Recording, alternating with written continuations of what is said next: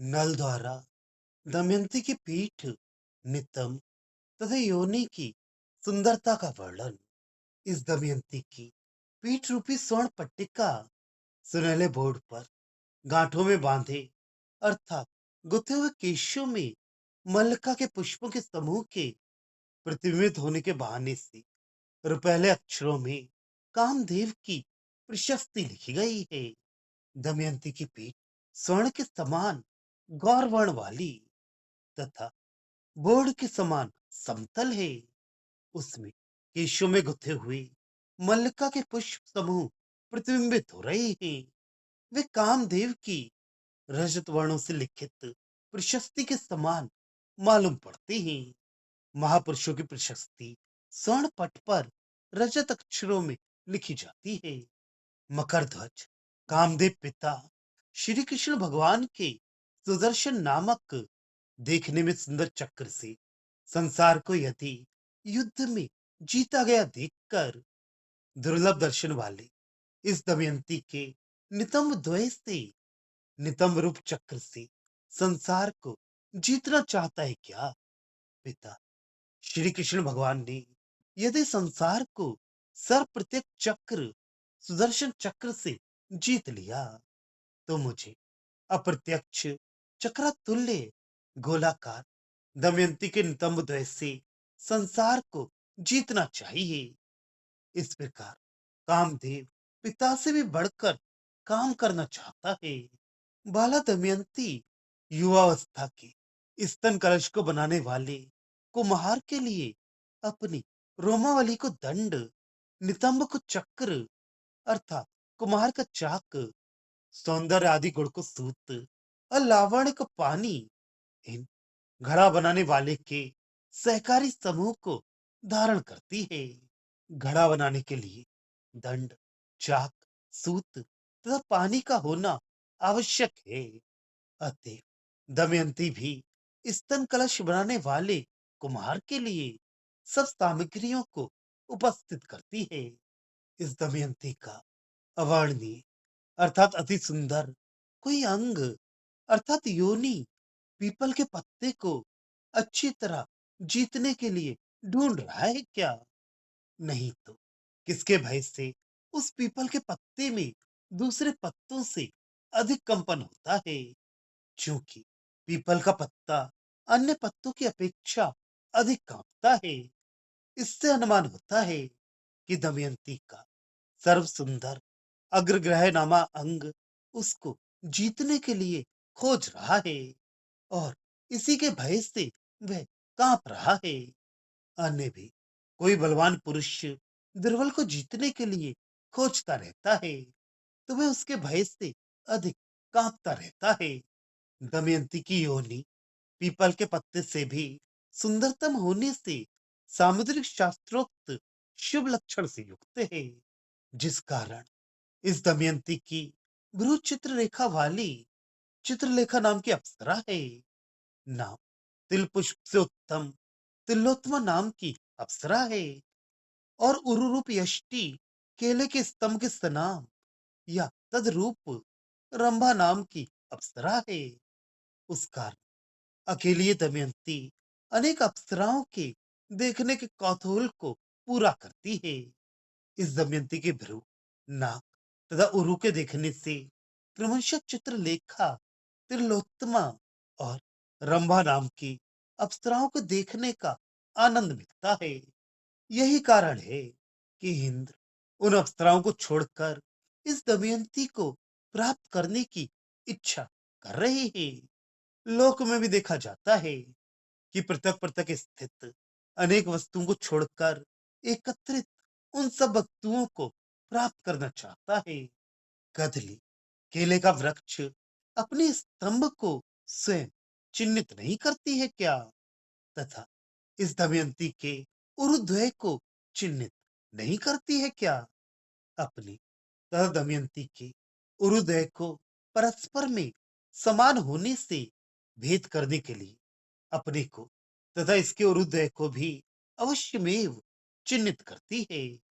अथवा कदली भी अपने स्तंभ खंबे को अपना है ऐसा जानती है क्या?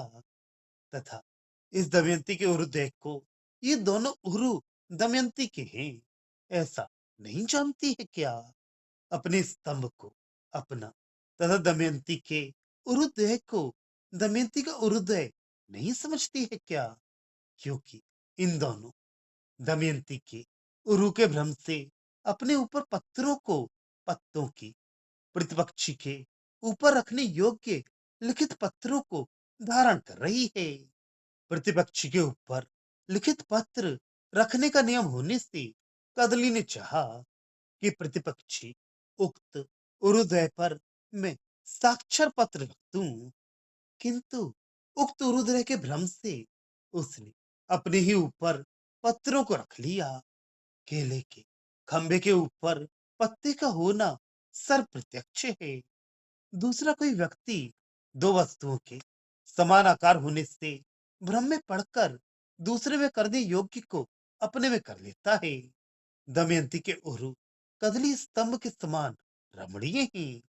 यदि कदली मस्तक ऊपरी भाग को नीचे की ओर करके तपस्या से अपनी निस्तारता को छोड़ देती तथा अत्याधिक अर्थात नित्य रहने वाली जड़ता, मूर्खता, शीतलता को छोड़ देती, तो इस दमयंती के उरु के समान सुंदर हो सकती। दमयंती के उरुद्वय ऊपर में मोटा तथा नीचे में क्रमशः पतला है।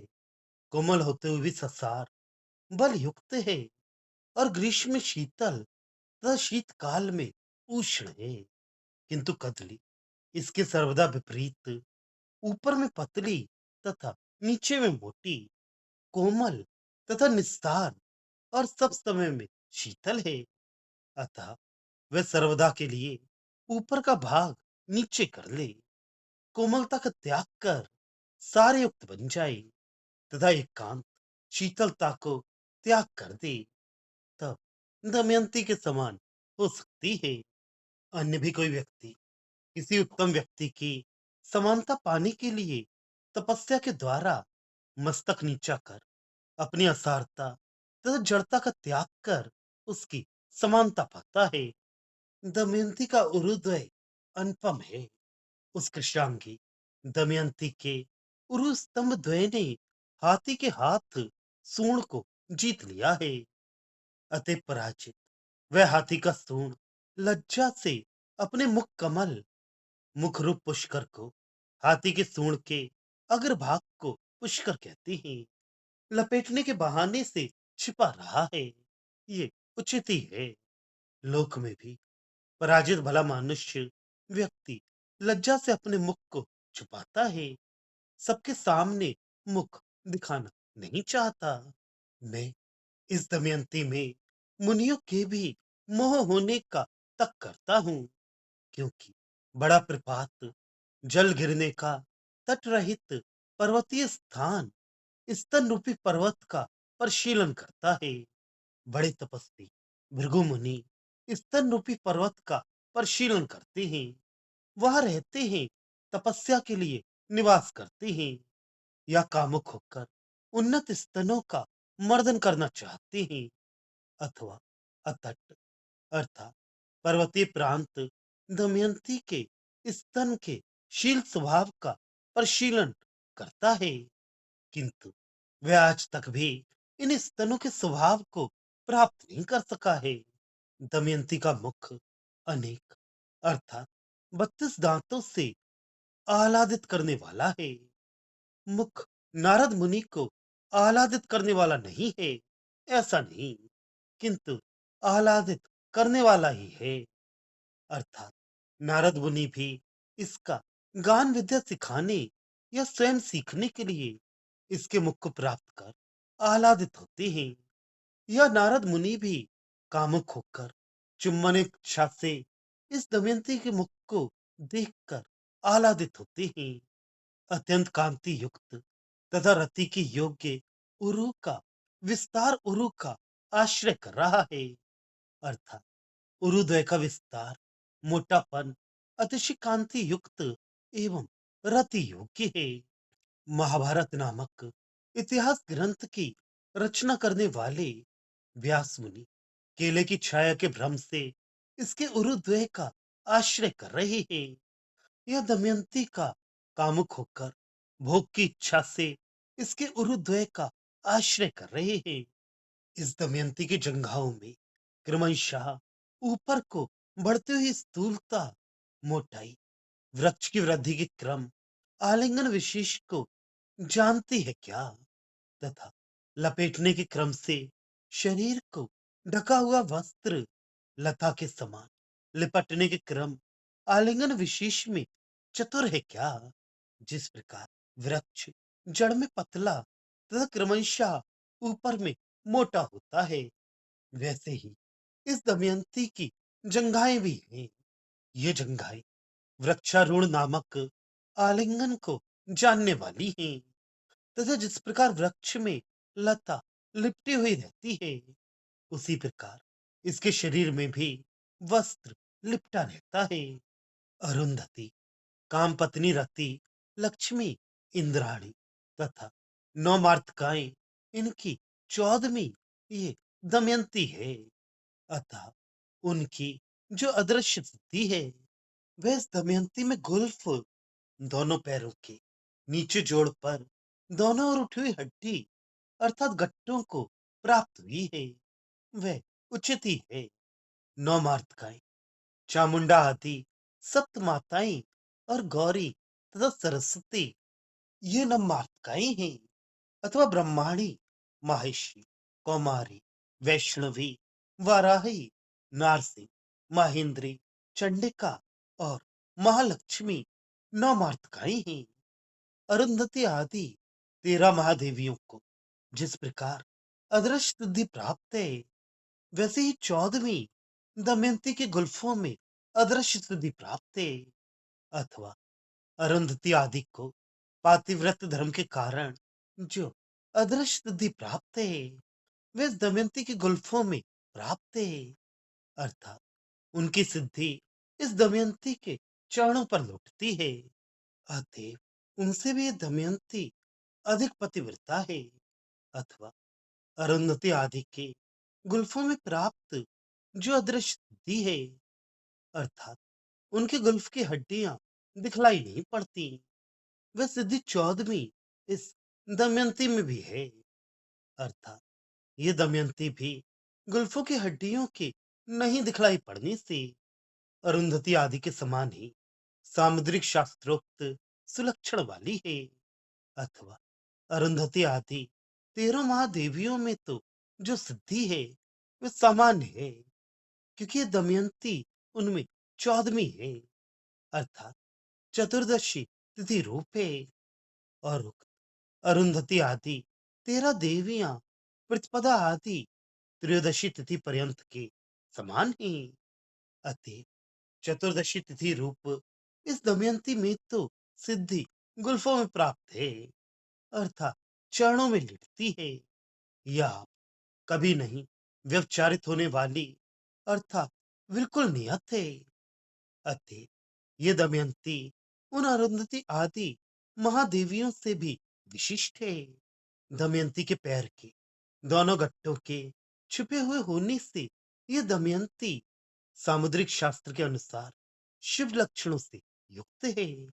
सुंदरता से श्रेष्ठ इस दमयंती के चरणों को देखकर दमयंती के चरणों की अपेक्षा हीनता के कारण अल्पता, लघुता को प्राप्त किए हुए पेड़ों के नवीन पत्तों का पल्लव दमयंती के पैर का लेश है, जिसमें ऐसा नाम पड़ गया है।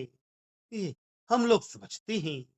पेड़ों के नए नए अरुण वर्ण के पत्तों की अपेक्षा दमयंती के चरण अत्याधिक लाल हैं। जो इस दमयंती ने सौंदर्य के अभिमान से संसार की स्त्रियों के सिर पर दोनों चरणों को रखा, उस कारण से अथवा वे ही दोनों चरण मानो उन संसार की स्त्रियों के सघन सिंदूर की धूलि के रंग की लालिमा से न पल्लव या मूंगा से भी अधिक लाल हो गए हैं। संसार की सधवा स्त्रियां जो सिर पर न पल्लव मूंगे से भी अधिक अरुण वर्ण सिंदूर पराग धारण करती हैं, वे अधिक सौंदर्यशालिनी दमयंती का चरणद्वय है। दमयंती जगत की समस्त सुंदरियों से भी अत्यधिक सुंदरी है तथा इसके चरणों की शोभा नव पल्लव, मूंगा और सिंदूर पराग के समान है। क्रोध से लाल लक्ष्मी शोभा ने संपूर्ण गुणों से विजय करती हुई इस दमयंती के पद, स्थान, स्वरूप या शोभा को, चरण को नहीं, ब्रह्मा से मांगा। फिर उस ब्रह्मा ने उस लक्ष्मी शोभा को अवश्य ठग दिया, क्योंकि वह लक्ष्मी शोभा अत्यंत लाल रक्त वर्ण इस दमयंती के चरणों को प्राप्त कर शोभती है। दमयंती से पराजित लक्ष्मी या शोभा ने तो ब्रह्मा से दमयंती के पद, अर्थात दमयंती का संसार में जो स्थान या शोभा है वही मेरा भी हो, ऐसा वर मांगा था। किंतु ब्रह्मा ने उससे अत्यंत रक्तवर्ण दमयंती चरणों को प्रदान किया, अथवा अत्यंत अरुण व लक्ष्मी यह शोभा इस दमयंती के चरणों को प्राप्त कर शोभती है। अतः लक्ष्मी दमयंती के चरणों की सेवा करती हुई शोभित होती है। यह दमयंती के चरणों की शोभा अत्यंत लाल है, यह अर्थ होता है। ब्रह्मा ने लक्ष्मी को भी दमयंती का स्थान नहीं दिया, किंतु उसके चरण सेवा का स्थान देकर ठग दिया। अतः प्रतीत होता है कि लक्ष्मी भी दमयंती के स्थान को पाने की योग्यता नहीं रखती, केवल उसके पैरों के भजन सेवन करने की ही योग्यता रखती है। यही कारण है कि ब्रह्मा ने लक्ष्मी को पद शब्द का अर्थांतर कर उक्त प्रकार से ठग दिया है।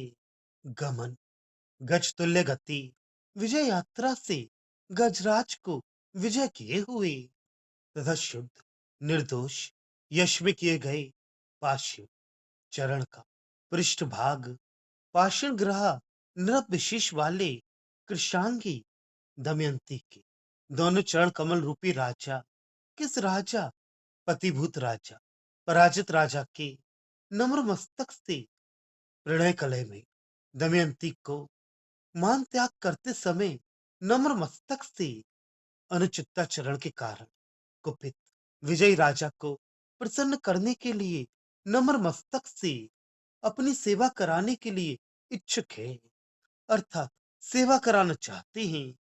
ये मैं नहीं जानता हूं।